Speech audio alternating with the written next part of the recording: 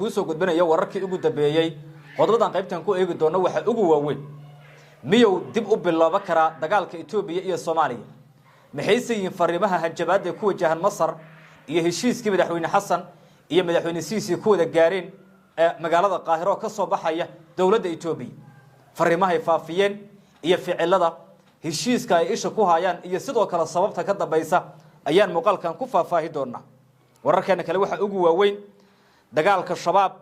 oo dib uga curtay gobolka Hiiraan iyo Cali Jeyto gasha seefta kala baxay duqeymo iyo dagaalo isdaba jooga oo galbeedka gobolka Hiiraan u dhaadhacay ayaan muuqaalkan ku faahfaahi doonaa ciidanka Puntland oo buuraha qadala ku baacsanaya firxadka kooxihii Daacish xilli kabaha looga siibay dagaalka buura oo ay la kulmeen guul darooyin daba jooga jab iyo sidoo kale halaag ay u geeseen ciidan warbixin faahfaahsan oo ku saabsan qodobkaas ayaan ku soo gudbi doonaa iyo ra'iisul wasaaraha Soomaaliya oo xafiiskiisa ay ka socdaan dhaqdhaqaaqyo xoogan xilli wali la soo warinayo in teamka UPD ay ku kala qaybsan yihiin isbedelada lagu sameey karo xukuumadda Soomaaliya qodobadaas ayaan ku faahfaahi doonaa muuqaalkan fadlan la wadaag fakirka markaasi fikirkaada oo qaybta faallada inoogu soo qor aba qaybta commentiga waad ku mahadsan tahay haddaan nagu soo biirto subscribe noo saarta YouTube-keena sidoo kale muuqaalkan haddii aad like noo saartana waad ku mahadsan tahay soo dhawaad wargelin muhiima waxa dheer booqashada goobaha siyaarada sida Mustalifa Arafa iyo sidoo kale Mina si aad u heshid faahfaahin dheeraad fadlan la xiriir nabarada mahadsanid qodobkeena koobaad dagaalka Itoobiya iyo Soomaaliya ayaa dib u qarxi kara kadib heshiiskii Masar warbixinta kooxda Abiy ayaana dib u bilaabay abaabul siyaasadeed xogaha la helaya ayaana muujinaya in warbaahinta Itoobiya siyaasiyiin iyo la taliyaal Abiy la taliyaal u waraysiyo laga qaado waxay ku muujiyeen inay si weyn uga soo horjeedaan Masar inay duulaan Soomaaliya uga soo qaaday Itoobiya waa sida lagu xuso warbixinta madaxweynaha Masar hore ayuu u sheegay ciidankiisa tagaya Soomaaliya inaysan cidna duulaan ku ahayn kana qayb qaadan doonaan xasilinta Soomaaliya waa sida uu hore u sheegay Master Sisi shirki jaraa'id oo ay wada qabteen isaga iyo madaxweynaha Soomaaliya la taliyaha arrimaha siyaasadda ee ra'iisul wasaare Abiy oo warbaahinta TV-ga Itoobiya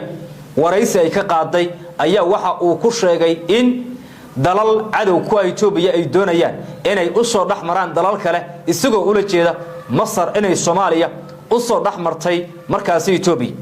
waa sida laga dheehan karay waraysiga uu bixiyo ku saabsan arrimaha heshiiskii dhawaan dhaxmaray Soomaaliya iyo Masar Itoobiya ayaa walaaca ugu weyn ka qabtaa leeyahay heshiisyada waaweyn ee arrimaha difaaca ee dhaxmaraya Soomaaliya iyo sidoo kale Masar dawladda federaalka Itoobiya ayaa haatan si weyn isha ugu haysa fulinta heshiiskan ay wada gaareen madaxweyne Xasan iyo madaxweyne Siisi oo lagu soo gabagabay magaalada Qaahiro ee dalka Masar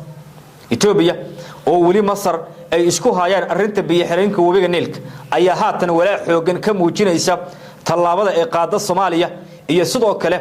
in arinta militariga dhaxmaray aba heshiiska militari ee dhaxmaray Soomaaliya iyo sidoo kale Itoobiya inuu noqon karo Soomaaliya iyo Masar inuu noqon karo mid cuuriyaamiya horumarka dhismaha ciidanka Itoobiya madaxweynaha Soomaaliya iyo madaxweynaha Masar ayaa dhawaan isku afkartay in xiriirka labada wadan kor loo qaado la gaarsiyo heer iskaashi istiraatiijiyadeed oo ka xoogan midkii hore iyo in la sameeyo isbahaysi dhab oo ku dhisan wada shaqayn saaxiibtinimo iyo sidoo kale xiriir diblomaasiyadeed kii ugu xoogana oo dhaxmara labada wadan ee Soomaaliya iyo Masar waxay sidoo kale qalinka ku duugeen heshiisyo muhiim ah taas oo ka turjumaysa xoojinta xiriirka taariikhiga ee labada wadan iyo sidii loo kobci lahaa dhinacyada waxbarashada garsoorka siyaasadda dalxiiska iyo sidoo kale amniga isku socodka labada wadan iyadoo baasaboorka diblomaasiga ee Soomaaliya loo ogolaaday bilaa fiiso in lagu galo dalka Masar sidoo kale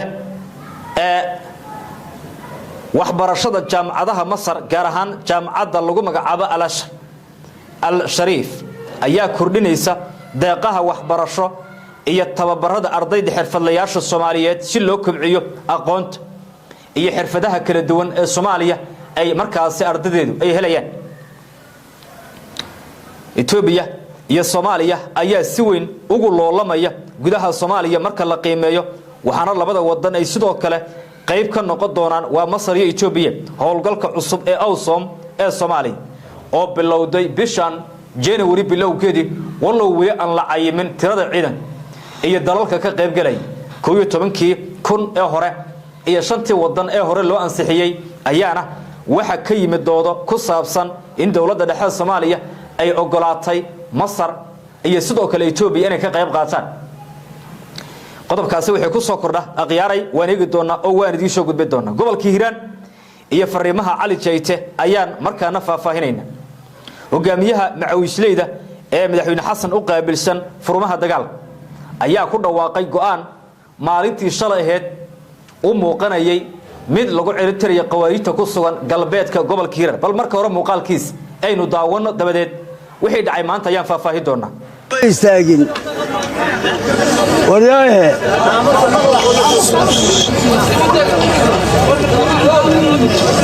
anigu war badan uma istaagin waxaan u istaagay dagaal marka laga sheekaynayo waa yar fudud yah laakiin marka gacmaha la isula tago waa yar adag yah soo maa raggii maalintii dibad halkan aan iska raacnay bishii sanadkii hore ayaad gebigiina haydeen baan filayaa intiina badan soo maaha maalin walba meeshaan miyaan meeraysanaynaa mase nimanka waa isdhaafinaynaa yaa war shayddaankaanu waa tigi waaye waan cayrinay waa soo noqdaa waa cayrinay waa soo noqdaa ma isdhaafinnaa war baan idiin sheegayaa nabiyullaahi maxamed calayhi salaatu wasalaam ayaa niman gaalaahi u yimaadeen waxay yidhahdeen waa ku rumaynaynaa diinta aad waddana waa qaadanaynaa raggii waxna bari lahaa nugu dar rag buu ku daray oo culimo ah oo inay diin baraan oo ugu daray markay meel la tageen ayay raggii laayeen ujeedkooduba wuxuu ahaa inay qiyaameeyaan oo dadkaa ay dilaan ujeedkoodu ahaa ma idinku dhaartaa kuwaan inaysan wax ka dubnayn waxay idin dhahayaan intay idiin yimaadaanay waxay idin leeyihiin maye annagu qofna taaban mayno adinku waa fiican tihiin qoladaas shishaa belaysan qoladaasaan u soconnaa hadda waxay ugu maqaalaa inay yidhaahdeen dadka dooxada deggan waa dad fiican laakiin kuwa xagga joogaa shidaysan kuwaasaa inkaara bal eeg waa been meeshay kugu dili lahay inay ku geynayaan waa kuwii yidhi diin hana la baro ee dadkii bari lahayd asxaabtii laayay kuwaan iyo kuwaasu waa isla mid aniga waxaan rabaa fayswanaan galnay oo waa ku noqonnay oo waa ku noqonnay oo waa ku in badan ayaannu ka wada hadalnay dagaalka inaan iska xawilno madaxdii qaranka oo ciidanka weliba way nala joogtaa taliya ciidanka lugtu waa nala joogaa agaasimihii maxaanku idhaahdaa hay-adda sirdoonkana waa nala joogaa waa labadii rukun ee amniba haddii laga hadlayo la cuska lahaa soo ma fursad baan haysanaa nimankan ma iska dheeraynaynaa mase meeshaanaan ritiriid ku samaynaynaa buundo agteeda yaa haddaan idin horkacin buuriga igu taal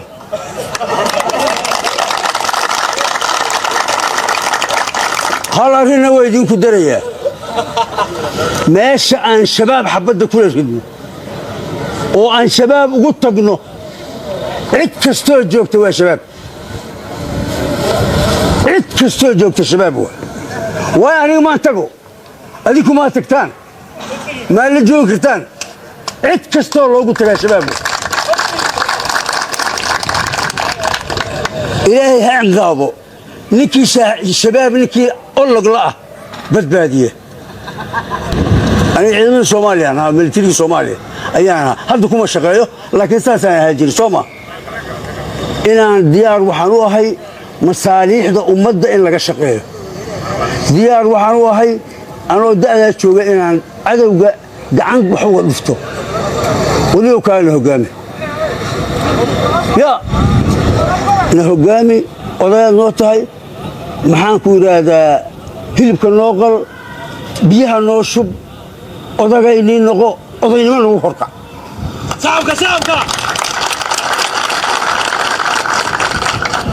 waxaan mar labaad carabkayga ku adkayna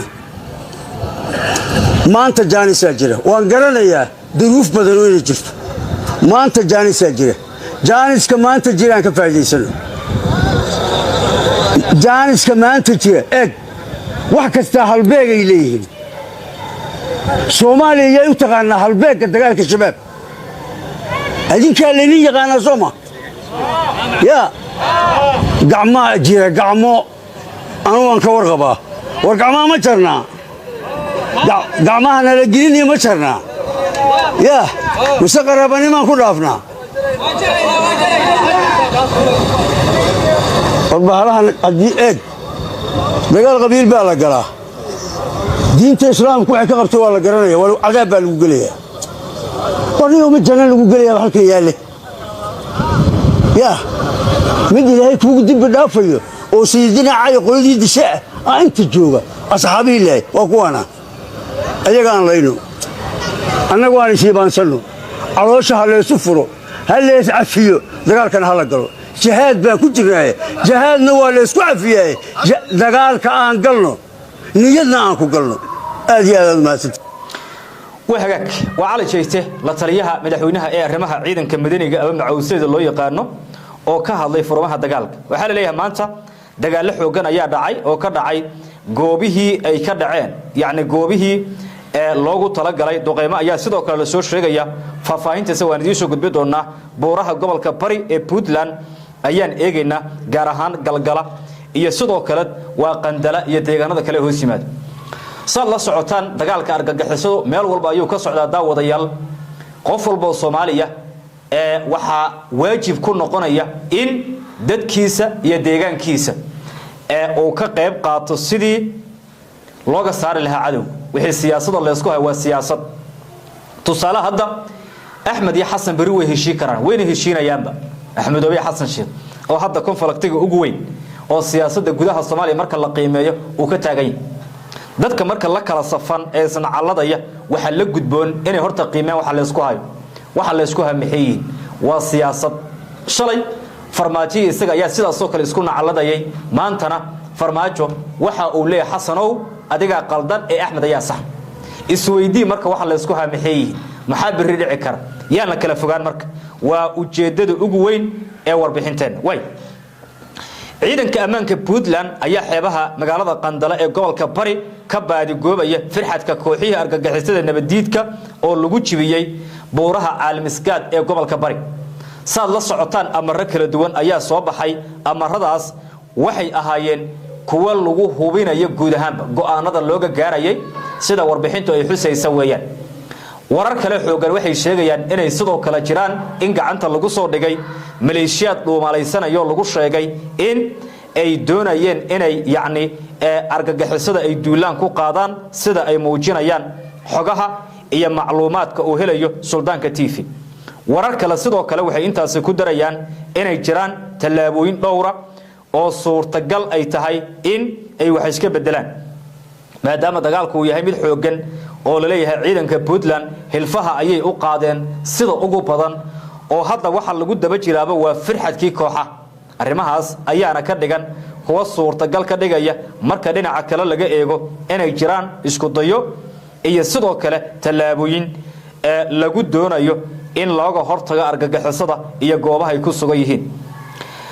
dhinaca xafiiska xamse markaan eegno ra'iisul wasaaraha Soomaaliya gorgortan xoogan ayuu kursigiisu ku jira iminka marka la qiimeeyo doodaha miiska saaran iyo xogaha saxda ee suldaanka TV helay sababtoo ay waxaan la hadalnay xildhibaano kamida kuwa mooshinka wada waxay wacad ku mareen fadhiga baarlamaanka bilowgiisa inay go'aan ka gaari doonaan waxa sidoo kale jira garab kale oo taageersan xamse barre oo xildhibaanada wasiirra oo iyaguna shafka u garaacanaya inaan xamse la taaba karin haddii la taabtana xasan uu ku xigi doono iyo aadamadoobe waa siday ku hanjabanayeen sababtay tahay wasiirada xukuumadda 80% waa xildhibaano la soo xulay oo baarlamaanka ka tirsan oo yani sababta loo keenan ay tahay in labada shaar ay ku difaacaan Xamse iyo sidoo kale ee fadhiga baarlamaanka waad ku mahadsantii daawashada nala wadaag aragtida oo qaybta commentiga noogu soo qor nabadgelyo